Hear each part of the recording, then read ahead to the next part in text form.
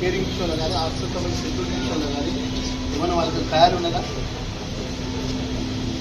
ఇలా మేము అనుకోకుండా పేషెంట్ కానీ మనుషులు కానీ ఏమైనా హాస్పిటల్కి వచ్చి లిఫ్ట్ జరిగిపోయి కింద పడిపోయి 4 ఫ్లోర్లు 5 మంది పడిపోయి చనిపోతే పరిస్థితి నా అర్ధ గంట అయితే ఒక యజమాని సంబంధించిన ఒక్కరు రాలే. అదృష్టం మంచి మాకేం కాలేదు.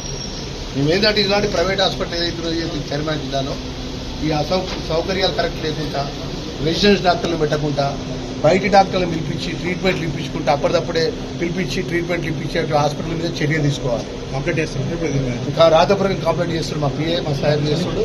జరగడానికి ఏదైతే ప్రైవేట్ హాస్పిటల్స్ లోపల కరీంనగర్లో అక్రమమైన ప్రైవేట్ హాస్పిటల్స్ గ్రామీణ ప్రాంతంలో ఆర్ఎంపీ డాక్టర్లతో సంబంధాలు పెట్టుకున్నాడు.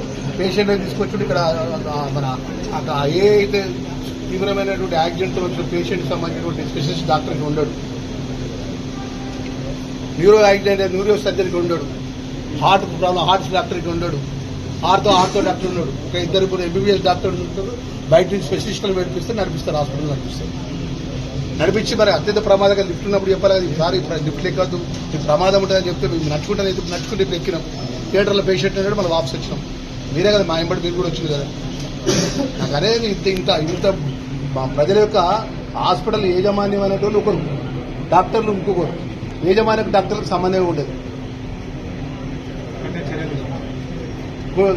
ఏవో లక్షలాది రూపాయల బిల్స్ వేసుడు, బిల్స్ వసూలు వాళ్ళదే ఫార్మసీ ఉంటుంది, వాళ్ళదే ల్యాబ్ ఉంటుంది.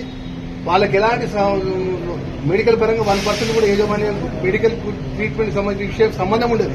వాళ్ళు ఇక్కడ హాస్పిటల్ యాజమాన్యం రన్ చేస్తారు. ఏ విధంగా ప్రైవేట్